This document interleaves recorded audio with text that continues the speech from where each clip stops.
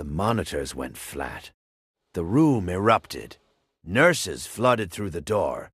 A crash cart slammed against the wall. And in the middle of all that chaos, in the middle of shouting voices and gloved hands and the desperate rhythm of compressions, Marcus Teller was gone. Not unconscious, not sedated. Gone. The lead physician looked at the clock on the wall and called it time of death, 11:47 p.m. But what happened to Marcus in the minutes that followed? What he saw, what he heard, and what a being of pure blinding light told him before sending him back, changed everything he thought he knew about being alive. This is his story. Marcus Teller was 43 years old, and by most measurements, he was doing fine. He owned a small contracting business in Asheville, North Carolina. He had 2 kids, a teenage daughter named Lily and a 9-year-old son named Cole, who was obsessed with dinosaurs. He drove a truck with a cracked windshield he kept meaning to fix. He made decent money. He paid his bills mostly on time. He coached youth soccer on Saturday mornings even when he was tired, which was often. To the people who knew him casually, Marcus looked like a man who had it together. But the people closest to him knew something else. Marcus had been carrying a weight for years, a quiet, grinding sadness that he couldn't name and wouldn't talk about. His marriage had ended 4 years earlier, not in fire, but in silence, the slow erosion of 2 people who had stopped truly seeing each other. His ex-wife, Dana, had moved 40 minutes away, and Marcus had settled into the rhythm of every other weekend fatherhood, a schedule that left him with long stretches of empty evenings and too much time inside his own head. He wasn't a man who prayed. He wasn't someone who thought much about God or afterlife or the purpose behind things. He was practical, concrete. He believed in what he could hold in his hands. What he couldn't hold: grief, loneliness, the nagging sense that he was living slightly beside his own life. He kept in a box he never opened. That box was about to be blown apart. It started with what Marcus described as a headache, unlike any headache he had ever felt. He had been working late on a Thursday in October, reviewing invoices at the kitchen table, when a pain detonated behind his left eye. Not a throb, not a pressure. A sudden, catastrophic explosion of sensation that dropped him from his chair to the floor before he even understood what was happening. He managed to call 911. He remembered giving his address. He remembered the dispatcher's voice, calm and steady, telling him to stay on the line. He remembered the ceiling of his kitchen looking strange and far away. Then he remembered nothing. The paramedics found him unresponsive on the floor 11 minutes after the call. A hemorrhagic stroke, a blood vessel in his brain had ruptured, flooding the surrounding tissue. By the time the ambulance reached the hospital, his blood pressure had reached levels that the attending physician later described as incompatible with survival. They worked on him for 19 minutes. 19 minutes of compressions, of epinephrine, of a team of people refusing to accept what the monitors were telling them. 19 minutes where by every clinical measure, Marcus Teller did not exist. And yet, something was happening. Something was happening that no instrument in that room could detect. The first thing Marcus noticed was the silence. Not the silence of a quiet room, the silence of everything. A total, velvet absence of sound that felt less like emptiness and more like arrival, like stepping into a space that had always been there, waiting. Then he noticed he was floating. He described it later not as flying or drifting, but as simply being above, as if the ordinary rules of gravity had been quietly repealed, and no one had thought to tell him. He looked down and saw the room below him with a clarity that still leaves him breathless when he talks about it. He saw the doctors. He saw his own body on the table, pale, still, a stranger's face wearing his features.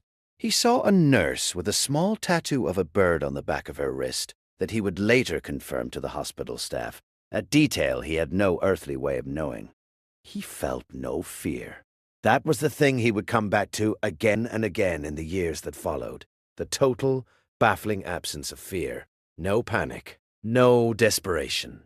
just a profound, unshakable sense of okayness that he had never once felt in 43 years of living. He watched the team below with what he could only describe as gentle curiosity. He knew they were trying to save him.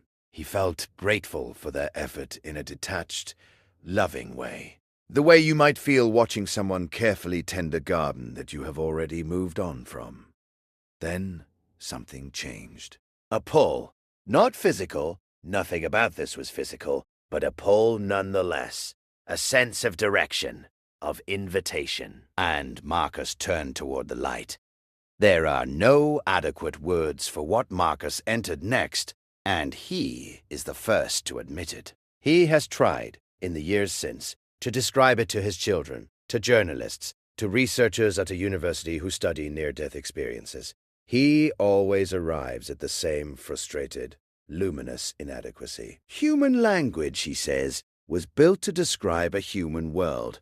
What he walked into that night was something else entirely. He described moving through what felt like a corridor, not a tunnel in any architectural sense, but a passage of light, warm light, gold and white, and something beyond both. A color he insists does not exist in the visible spectrum.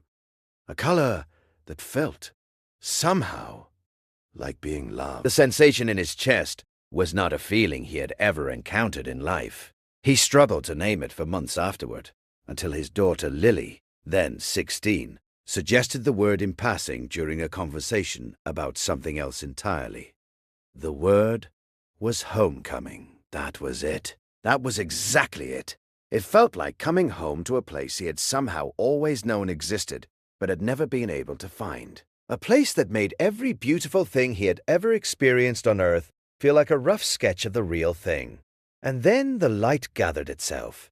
It formed, not into a shape exactly, but into a presence so immense, so completely suffused with what Marcus can only call love, that he fell to whatever passed for his knees in that realm. Not out of fear, out of recognition, out of the sudden, staggering understanding that he was standing before something that had always known his name. He did not hear words with ears. The communication was direct, thought to thought, heart to heart. And the first thing the presence communicated, before anything else, before any message or revelation, was simply this: you are known, you are seen, every single part of you, and you are loved. Marcus wept. Not the polite, restrained weeping of a man who has been taught that emotion is weakness. He wept openly, completely, the way a child weeps when they are finally, fully safe. He was not alone in that light. Gradually, with the gentle pace of a dream that knows you need time, other presences made themselves known. He recognized his mother, who had died of cancer when Marcus was 26. She appeared not as she had in her final months, frail, diminished, frightened, but radiant, whole, more fully herself than he had ever seen her. She did not speak in words either. She communicated in the way all things communicated in that place. In pure transmission, she told him she had been with him. She told him she had watched the children grow. She told him she had been there on the night his marriage ended, and he sat in his truck in a parking lot for 2 hours because he didn't want his kids to see him cry. Marcus had never told a single living person about that night in the parking lot. What came next was not what Marcus expected. He had heard of the Life Review. He had absorbed the concept somewhere in the cultural background noise of his life. A quick scan of your greatest hits before the final curtain. He expected something like a highlight reel, a montage. What he experienced was something infinitely more precise and infinitely more tender. Every moment came back to him, not as memory, but as full reliving. And not only his own experience of each moment, but the experience of every person his actions had touched. He felt, simultaneously, from the inside, what it had meant to everyone he had ever truly affected. He felt what it had meant to his son Cole the morning Marcus had put down his phone. Just put it down. Without announcement or intention, and spent 40 uninterrupted minutes building a Lego set on the living room floor. He felt his son's quiet joy, The warmth of being fully chosen, the way a child stores that kind of moment in the foundation of who they believe themselves to be. He felt what it had meant to a man named Gerald, a subcontractor who had worked for Marcus for 3 years. When Marcus had noticed Gerald seemed distracted and had pulled him aside and asked, genuinely asked, without agenda, whether he was okay. Gerald had been struggling silently with his wife's illness. No one else had noticed. The question had cracked something open that Gerald badly needed cracked open. Marcus felt all of it. He also felt the moments he was less proud of. He felt the weight of the years he had kept his sadness locked away and let it leak out sideways, in impatience, in absence, in the subtle but real ways that unexpressed grief becomes distance between people. He felt it not as punishment, but as understanding, as the completion of a circuit, as knowledge offered in love. The presence was with him through all of it, not judging, never judging, simply holding him in the experience with a patience that felt infinite, that felt like it had been waiting for exactly this moment, for exactly as long as it needed to. And when the review was complete, when every thread had been shown and felt and understood, the presence spoke again. The message was not complicated. It was not a list of instructions. It contained no warnings about nations or schedules or political arrangements. The things of the world, the conflicts, the fears, the headlines were not present in that place. They were not absent in the way that problems are ignored. They were absent the way shadows are absent at noon. The message was this: love is not a feeling. It is the substance of existence itself. Every act of genuine love, however small, however unseen, however imperfect, is permanent. It does not fade. It does not get lost. It is woven into the fabric of what is real, forever. The most important things you will ever do will not be recorded anywhere, except in the hearts of the people you did them for. And then, quieter, more personal, more direct. You have been trying to live as though feeling pain means something went wrong. Nothing went wrong. The pain is part of the passage. Go back. Go back and let yourself be human. Let yourself be seen. That is the whole point. That is always the whole point. Marcus asked, with everything in him with total nakedness, whether any of it mattered. Whether his small life in a small city with a cracked windshield and a youth soccer team and a box of grief he never opened, whether any of it was worth anything. The presence responded not with words, but with a wave of knowing that moved through him like a tide. Everything matters. Nothing is wasted. Not one moment of love, not one moment of struggle, not one cracked and imperfect attempt at connection. All of it matters. All of it is seen. Marcus did not want to leave. He would say later, in interviews, in living rooms, in the quiet conversations that had become his life's work, that the leaving was the hardest thing he had ever done. And that includes the stroke, the divorce, the grief, the long empty evenings, nothing compared to the moment he understood he was being sent back. He felt himself descending. The word he used was folding, as if the vast, luminous space he had inhabited was gently, lovingly folding him back into a smaller shape, into the specific bounded shape of Marcus Teller, 43 years old, contractor, father, resident of Asheville, North Carolina, man with a cracked windshield. He became aware of weight again, of the architecture of a physical body, of cold air in lungs that hadn't drawn breath in 19 minutes, of the feeling of a table beneath him, of fluorescent light that was nothing, like the light he had just left. He heard the sound first, before anything else, a long, unbroken tone from a monitor that had been silent, and then voices, sharp, urgent, disbelieving. We have a rhythm. He opened his eyes. The nurse with the bird tattoo on her wrist was the first face he saw. She was crying. He would tell her about the tattoo 20 minutes later, and she would go very still, and then she would have to step into the hallway for a few minutes. Marcus lay in the hospital bed, and felt the full, crushing, beautiful weight of being alive. Every sensation was extraordinary.